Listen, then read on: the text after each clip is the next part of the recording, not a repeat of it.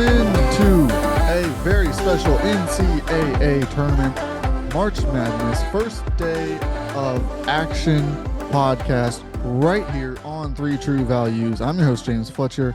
We have so much to talk about. Welcome in to the show. Let's go ahead and start talking. We have so much to cover here because the games are just about underway. If you're getting to this as the day is unfolding, if you're getting to this over the course of the next couple of days, don't worry, because we already went through our bracket picks. We did that on Tuesday's show, so hopefully you have gotten a chance to listen through there, to fill out your bracket, to get yourself prepared for everything that is going to happen over the next 4 days. If you haven't, please, I encourage you, go ahead and check that out.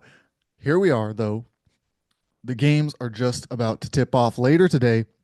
We will see half of the round of 64 unfold over the course of a little over 12 hours or so. So, as we go ahead and get into this podcast, before we get into the field, before we get into favorites, into top players to watch, into all kinds of things like that, we have to discuss what happened with the selection committee. This is why we formatted the show this way, so that on Tuesday, you had everything you needed to know for the bracket. Now we will reflect on the selection committee's decisions with North Carolina, with West Virginia. Then in the second segment, we will get you updated on all the players you need to know, the storylines to follow, teams to watch in this NCAA tournament. And to wrap up the show, we will do a very brief little update on the coaching carousel, because we have had a couple of names drop there. We, of course, next week will do a much deeper dive on the coaching carousel. We potentially will have a Tuesday show fully dedicated to that. It depends on how many of these jobs are filled by that date. If not, though, we will go in depth on the ones that have occurred. On Thursday's show, we will carve out a full segment for that. And, of course, we will have, at some point, once the cycle closes, a full coaching carousel special here. This season will be a little bit different in terms of the format of the podcast. We will keep recording. We will keep going through at least chunks of the offseason. Now, there might be times where we take a week or two off. We, of course, will stop doing the mailbag episodes for portions. Your questions are still welcome. We can fit those into the Thursday show at times. But want to get you more content. We're going to go through the NBA draft. We're going to talk about some of the prospects who are there. We're going to talk about the transfer portal quite a bit. Players who will either be entering or making moves across college basketball. NIL deals will surely be part of the discussion as well. So there is plenty for us to discuss over the next couple of months. Right now, though, let's focus on the here and now. Let's focus on the postseason, because the selection committee gave us 68 teams and they were controversial. There's plenty here to discuss, particularly on the bubble. I think that they pretty much nailed those top seeds. Across the top 4 lines, the only gripe that I have seen anyone have truly is Michigan on the 5 seed line, and that came because, of course, they win the Big Ten championship. So if we're talking about the top of the bracket here, that is the complaint. Michigan is a little bit too low, 1 seed line further down than where they probably should be. But then again, do you move Purdue down a seed line? Do you move Texas A&M or Arizona? I would have personally moved Purdue down to that 5 seed line. We would have gotten perhaps a Purdue, UC San Diego, and then a Michigan High Point matchup there in the first round. We would have flipped those across the bracket. But that's really picking hairs. That's down to the wire. That's 1 overall seed line among 68. So let's talk about the bubble, because that's where things got heated. As we know now, Texas makes it in to the first 4. They face off against Xavier, who was, of course, the second team there in that group. Then came San Diego State, and that left 1 spot left in the field, which went to North Carolina. Now, the way that this bracket is revealed, San Diego State and North Carolina end up in the South region, which means that we learn where they are, at least that they are in the field, before we learn anything else. So, yes, North Carolina was the last team in the field, but they were among the first to be announced as in the field. And so that creates a little bit of controversy just on its own because it, at least in the minds of everyone watching, makes it seem like, whoa, they are in the field, they are locked in, and now we have a lot of time to digest how we feel about it. And I have multiple thoughts on this. I have two thoughts on this. First off, is as the bracketologist who had them in, one of the very few, I can make the case for North Carolina to be in. I was making it for the past week. North Carolina had the predictive metrics. They were all there, they were all lined up. There was no question if you looked at the predictive metrics, if that was what you cared about when you were putting together this bracket, I know that the quad one was not there.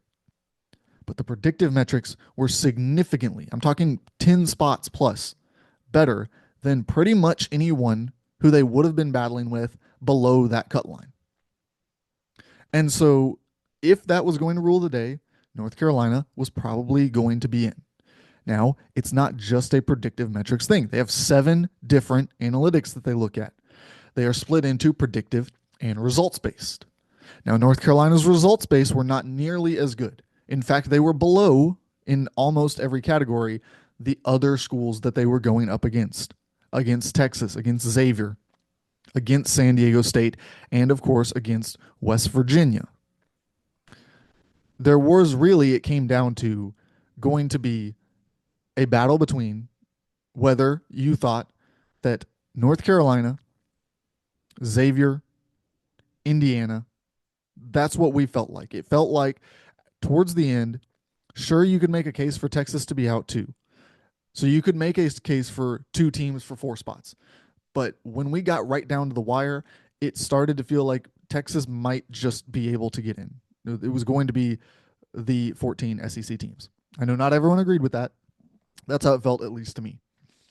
And so I leaned North Carolina because when I looked at them against Xavier, which Xavier, the reason that I held them out was that they also did not have any quad one resume. It just wasn't there. There was no case for them based on quad one, just like there was not for North Carolina.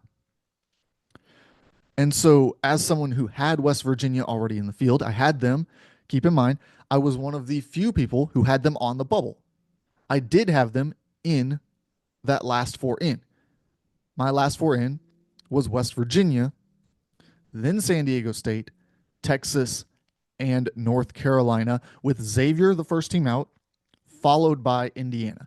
And I did not really see the case for Indiana. Look, they were significantly below, probably 20 spots below, close to it, in the predictive metrics from North Carolina. So just not a solid enough case for the other metrics to overcome it.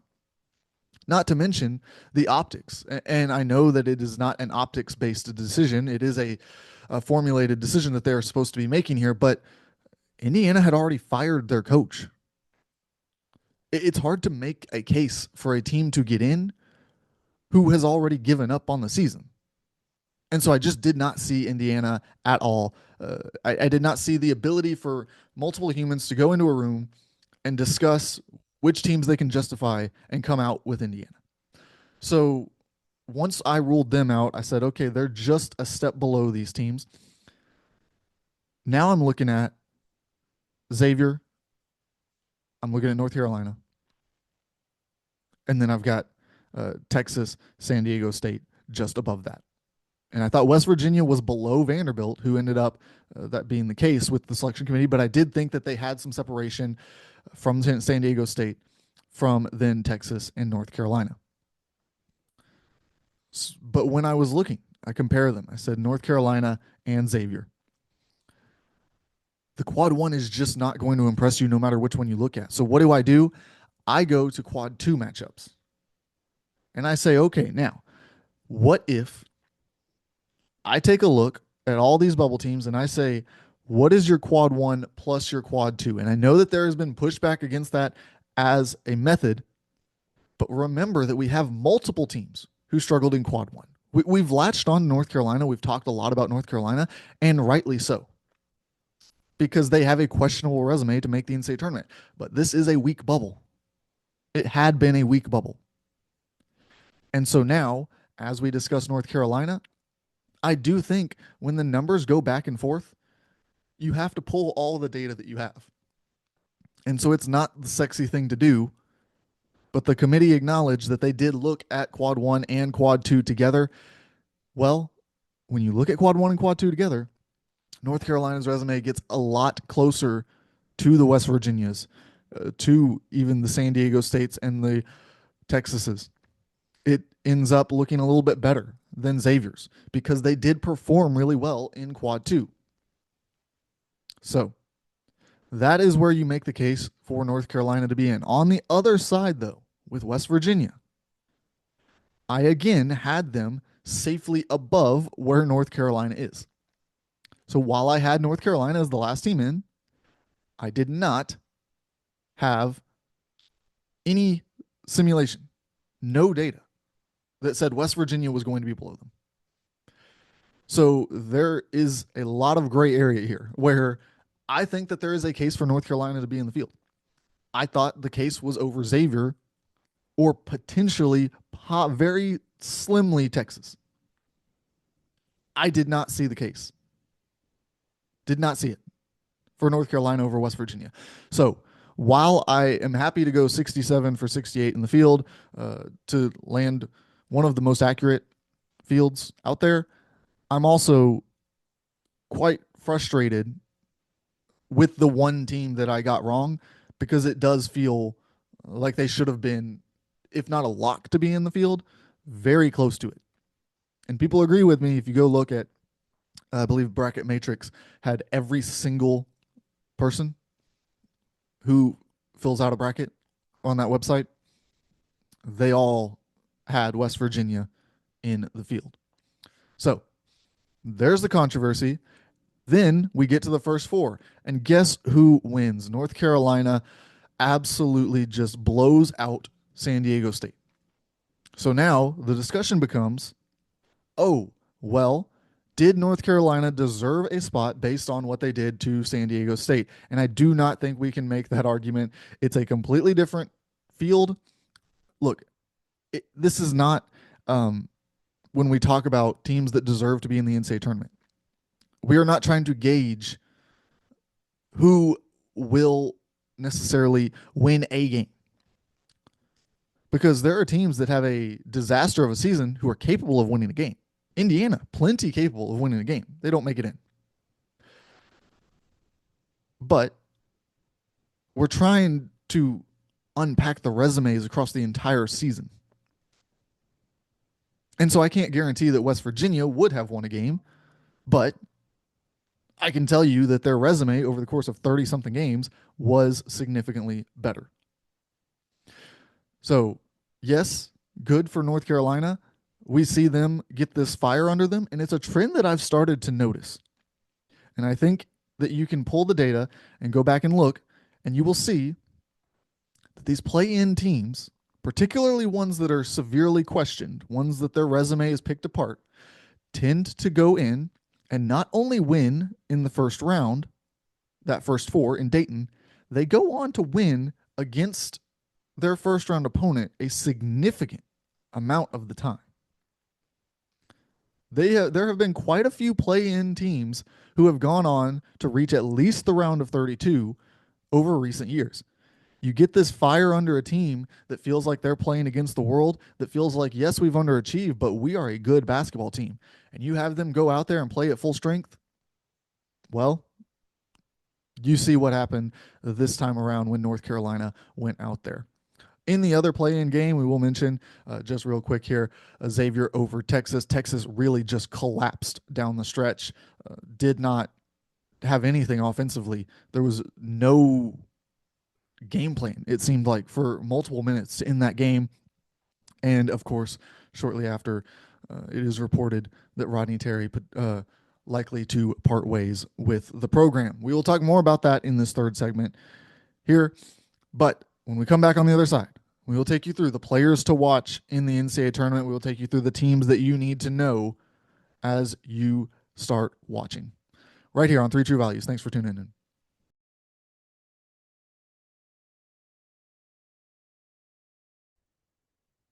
Welcome back in to Three True Values. We're going to take you through the players that you need to know, the teams you need to watch over these next couple of weeks in the NCAA tournament.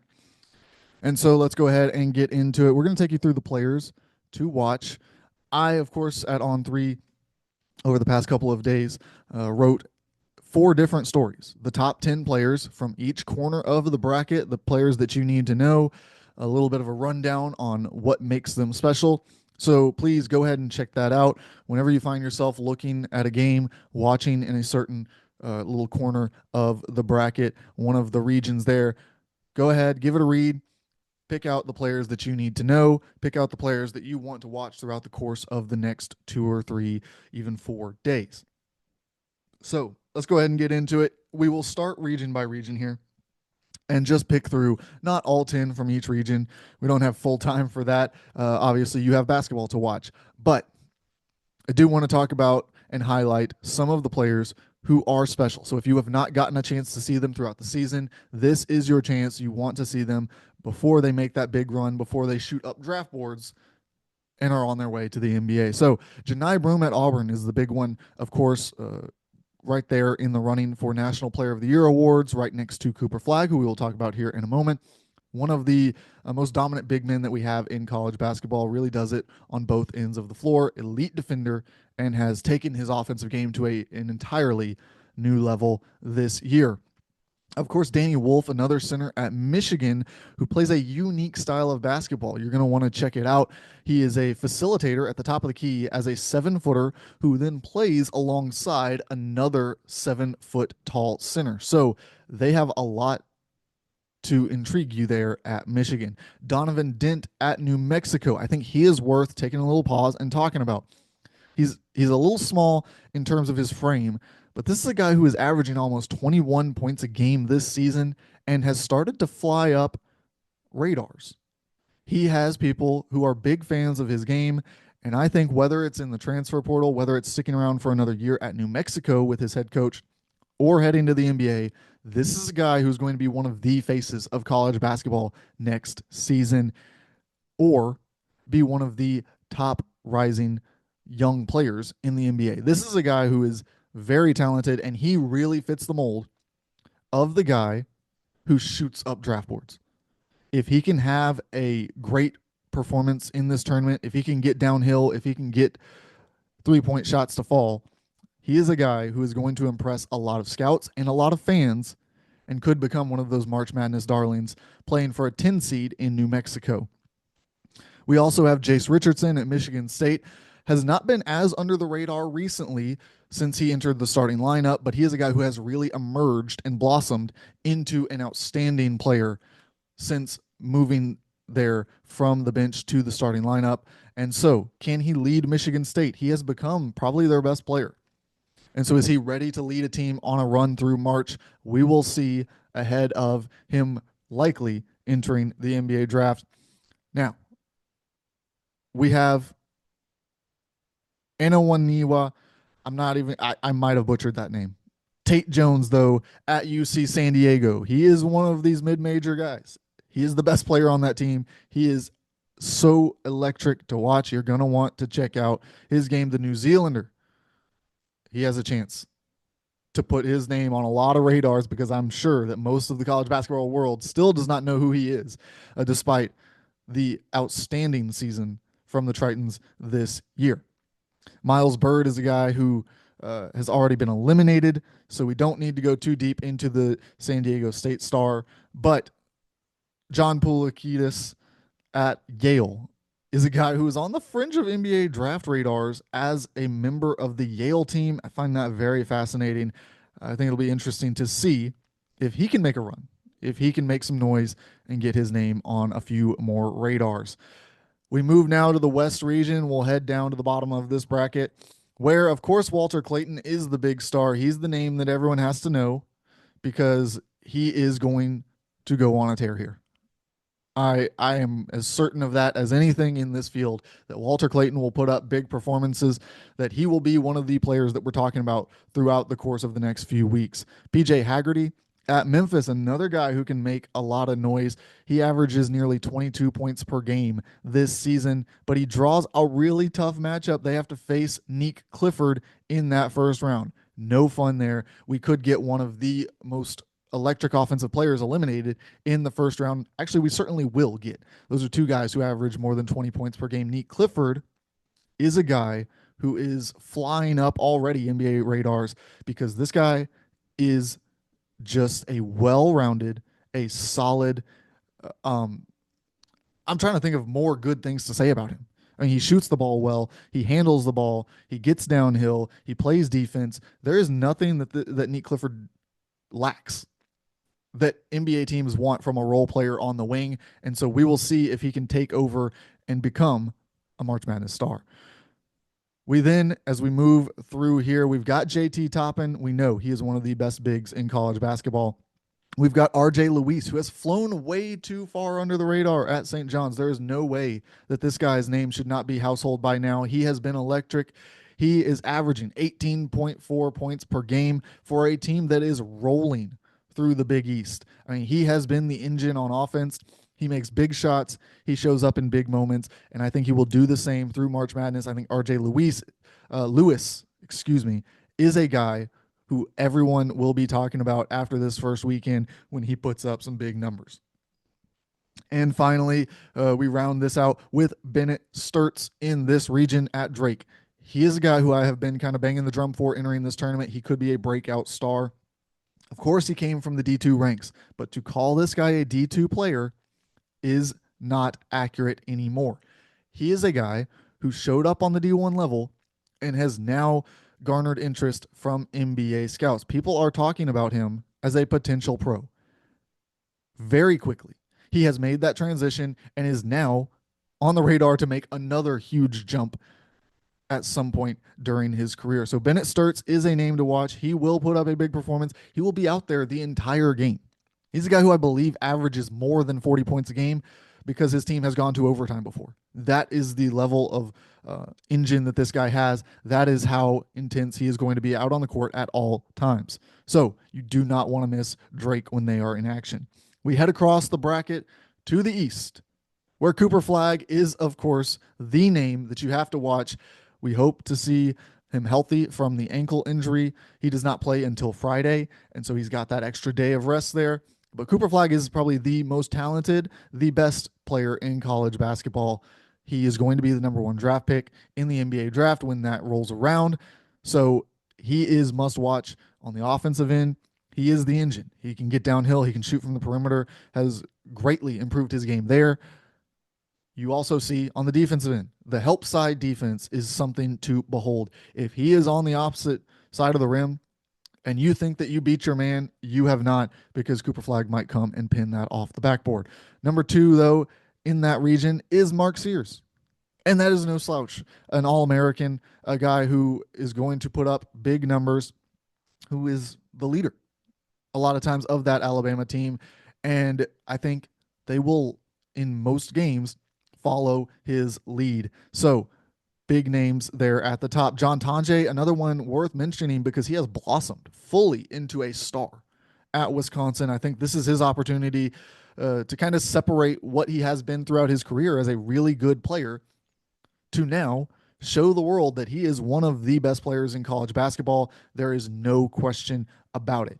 Richie Saunders at BYU is a really under the radar guy who has been red hot recently. When BYU has gone on this run, when they have had such good performances, it has been because Richie Saunders is consistently filling it up. He's knocking down threes. He's getting to the rim when he needs to, and he is just playing at an extremely high level. Right across from him in that matchup is Max Shulga at VCU. And Max Shulga, another guy way too under the radar. He does it on both ends. He is the best player for that VCU team and is also on radars as well. We've also got Yegor Dimon in this bracket, and he has not been one of the best college basketball players to this point, but he is one of the most talented. He has the most promise of just about anyone who we talked about outside of Cooper Flagg there. So can he turn it on? If he can turn it on, this BYU team becomes infinitely more dangerous. If he can start knocking down shots, if he can get more involved, a little bit more aggressive, watch out. because this BYU team could get rolling and end up in an Elite Eight Final Four situation. As we go down to the bottom of this bracket, we talk about the last players here that we need to know. Would definitely have a conversation about Trey Johnson, but eliminated last night in the first four. So we roll down through the bracket where Asa Newell at Georgia has a chance. Now, he's got a tough matchup against Gonzaga. I think we've discussed it on Tuesday's show. He is going to have to turn up. He is going to have a big performance against a lot of different matchups that they can throw at him. We'll see his versatility for sure on display. We'll see how he handles a lot of different matchups. Kasparis Yakachonis at Illinois. He's got a little bit of a turnover issue, but he fills up the box score in every way. 15 points, 6 rebounds, 5 assists. He does a little bit of everything out there for them. He cleans up so much for the Fighting Illini. And I think he is one of the big reasons that I believe they can make a run. Milos Uzan. Now, Milos Uzan at Houston. Please keep an eye on him. He plays today and throughout the tournament, though. Milos Uzan could very well be the name that you have to remember. He could shoot up draft boards in a huge way.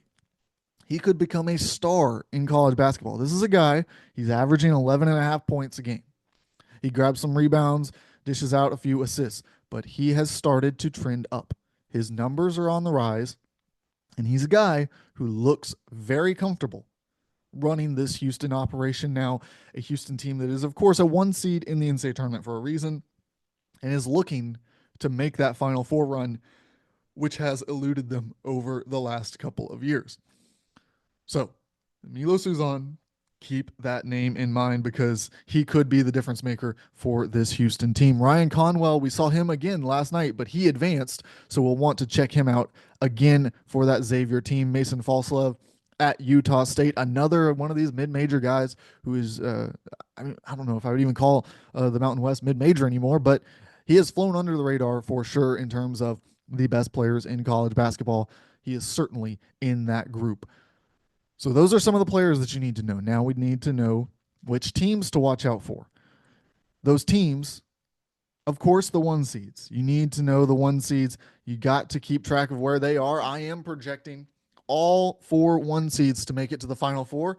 It is a little bit controversial. It's a little bit chalky, but it has not happened since 2008. And so while it is maybe odds-wise one of the most likely picks that you can make, it's also a little bit of a long shot because it has not happened in, over 15 years now. So we are well removed from this type of thing happening. I do think, though, that the top 5 or 6 teams in college basketball have separated themselves. And so I see a very open path for it to occur. Now, my bracket, like everyone else's, will probably be busted by about 2 p.m. today. So take that with a grain of salt, as always, when you're getting advice on the NCAA tournament field. Outside of that, though, the teams that you, of course, need to watch, the teams that have a chance at an upset. We look at the 5-12s. 5-12s is always where we're watching. We're going to get one throughout the course of this tournament. I feel pretty confident in that. Who's it going to be? Of course, if Colorado State pulled it off, it wouldn't even be an upset because of the injury situation at Memphis. Fascinating one to follow there. But I think we're also pretty much guaranteed to get at least one 6-11 game go the other way. So who will that be? Can Drake pull it off? Drake has been a very popular pick to do so. Will that take place? Will North Carolina sneak up and surprise an Ole Miss? We will see. Watch those games for sure. Those are the types of teams that you want to watch as your Cinderella picks. Of course, VCU and BYU is going to be a great game as well there on that line. If you're looking for an even longer shot, we highlighted Michigan State and Bryant, the contrast in styles there that just cracked open window of an opportunity that they might have to do something special. We have seen more and more of these 15-over-2 matchups in recent history. And of course, you've got your 4-13, your 3-14 matchups. I don't see a lot of them that the door is open on, but Purdue and High Point it's cracked open. There is a little bit of a chance there. High Point plays a very exciting brand of basketball. So those are a few to keep an eye on there. And in terms of storylines that you want to watch over this first weekend, I think that there is no better storyline than Calipari against Bill Self for the right to play Rick Pitino. That's about as good as it gets right there. We will see three Hall of Fame coaches in one pod. You're going to get two of them playing for the right to face off against the guy who's kind of the OG of that group and is still doing it at such a high level. So, very interested to see what happens in Providence over there in the West region. Also, very interested in this Will Wade coaching McNeese against Clemson, where he, of course, is an alma mater. He previously worked there. Will Wade made no ifs, ands, and buts about his Clemson fandom when he spoke with the media this week. He said that they schedule practice around Clemson football games, that he is as diehard of a fan as they come. There's also the storyline here. This is why this one's way up there. It might have surpassed actually over the last 24 hours. It might have gone by the Hall of Fame coach pod because wow, Will Wade, it has come out, and this is one of the unfortunate realities of the coaching cycle is that obviously he has had discussions with NC State. He acknowledged that. Well, then people start doing some digging, and now the news is out that he will be the next head coach at NC State before he plays his final game as the McNeese coach. Now, he did say, and this is where a lot of times this can go sideways, but I do still believe in McNeese to be able to make a little run here to be a Cinderella who has the potential for a first round upset. He said he's been open with his players throughout the entire process. He said that his players have been open with him about their process from start to finish. And that's the kind of thing that can undo the hurt, the betrayal, the kind of unnerving feeling going into that game, knowing that 24 hours before your coach agreed to leave. You know that in this era, you're going to have every opportunity to leave as well. Some of you probably already were planning to leave. You already knew that. You probably already communicated it to your coach if you're as open with him as he is suggesting there. Some of you also know you have a chance to follow your coach and end up at a much larger school. So that's exciting. I think there's a lot more opportunity to try to showcase yourself now than there is to kind of pack it in because your coach announces or doesn't announce, but it is revealed that he is leaving after the season. So I don't see that falling the way that maybe historically it has for coaches where news has gotten out early that they are planning to take another job. That is all we have here in this segment. There are plenty more storylines to follow, though. I encourage you to seek them out, to find them. We talked about some of them on Tuesday's show. There's just so much to unpack, and we've got to keep this thing at least somewhat brief for your sake so that you can keep up with the games throughout the day. Don't want to be listening to this all day long as you watch the March Madness action. When we come back on the other side, we will just briefly touch. We've touched on two of them already, just a little bit. We'll touch on the coaching changes going on across the country right here on Three True Values.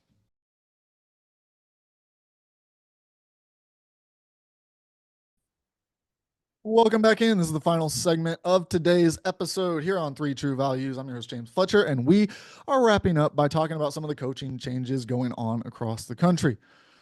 We have, of course, Rodney Terry out at Texas after their NCAA tournament exit. That has been reported that it is likely to take place. It has not been officially revealed, at least that I have seen. I might be missing something while I'm recording here this morning. We also have Will Wade to NC State. That, of course, being revealed before the NCAA tournament gets underway. It's been a little bit controversial. Addressed that in the last segment. So not going to spend too much time on it here, other than the fact that I think it is a home run hire for NC State. You're going to see that when coaching grades come out on Monday. We will be updating coaching grades. It will have a little bit more comprehensive list since we are awaiting several hires to be announced over the course of the next week or so. So, Will Wade, home run for NC State. You're in the ACC. Look, that league is wide open. It is a weakened conference right now. We have talked about it over the last several years. It is there for the taking. And you go out and you get Will Wade, who has a track record, who has been one of the best recruiters in college basketball, who has built up just about every team that he has coached into an NCAA tournament caliber team, into a team that was uh, at least overachieving, if not just blowing out of the water expectations, whether that was VCU, then on to LSU. Now at McNeese, he's got back to back NCAA tournament appearances. What he has done has been incredible at all of those stops. Of course, he got the show cause. He got caught on the wiretap. Well, guess what? Most of what he was discussing on that call is no longer illegal under NCAA rules. He can do a lot of the stuff he was doing now. He's just got to do it a little bit different of a way. And the issue that he had was never that necessarily he was doing it in a legal way versus the legal way. It's that everything he was doing was very under the table. And it's very clear from the wiretap, from everything else that was going on, he was not the only one doing it. So you can hate him, you can go against him. I know that some people already were against him before that all came out. He can be abrasive. Let's face it. But what he has done is win basketball games and recruit talented rosters. I think he will do that at NC State as well. I think that investment is a good sign for the ACC moving forward. Now, the last one that we're going to talk about here before we get out of here, before we let you go watch basketball, is Darian DeVries from West Virginia to Indiana. A big time hire. I think it is as close to a home run as you can get, but it has sparked controversy. And we will break down what Indiana is getting, as I said, in a special coaching carousel episode, whether it's this Tuesday or Thursday, depending on how some of the jobs have fallen over the next week. But, man, it has sparked some upset people in West Virginia. Of course, just a brutal week for them. You get left on the wrong side of the bubble when everyone thought you were in. And then your coach takes off for Indiana and acknowledges that it potentially was in negotiations, at least was discussed prior to the end of the season. So I understand the hurt, the upset feelings. I do think it has been taken just a little bit too far, this Tucker DeVries injury conspiracy, that he was being held out since what? I think that injury took place early in the season.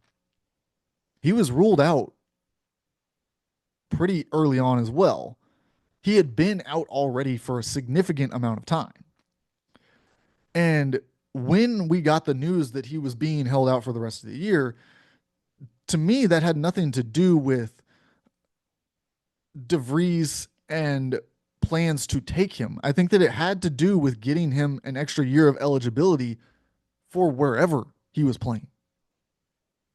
And so West Virginia fans, I don't think had any issue with it when they thought they were getting DeVries back for another season, which seemed likely at that time. So I think it's a little bit too far to start going that deep into the conspiracy. It sucks that a coach was talking to another school during the backstretch of your season, which of course went horribly wrong in the final week or so. So I get it. I understand the upset. Look, it is a brutal week, brutal stretch here. Hopefully they make a great hire. There are plenty of good candidates out there. I think Indiana did make a really good hire here. Darian DeVries is an outstanding coach. And of course, now we'll be able to bring his son with him to Indiana. We'll talk more about that over the next week. We will talk more about the results in the first weekend of March Madness. Please go out, enjoy the games, watch them all. Make sure that you've got multiple TVs set up. Make sure that you are wherever you are. Make sure the screens are on. Make sure that you are watching it, whether you're at work, whether you're at home, whether you're at the restaurant. Don't be afraid. Tell your waiter, change that to one of the 4 games. Right here on 3 True Values, we will be back. We will talk more college basketball with you. I'm James Fletcher, and thank you for tuning in.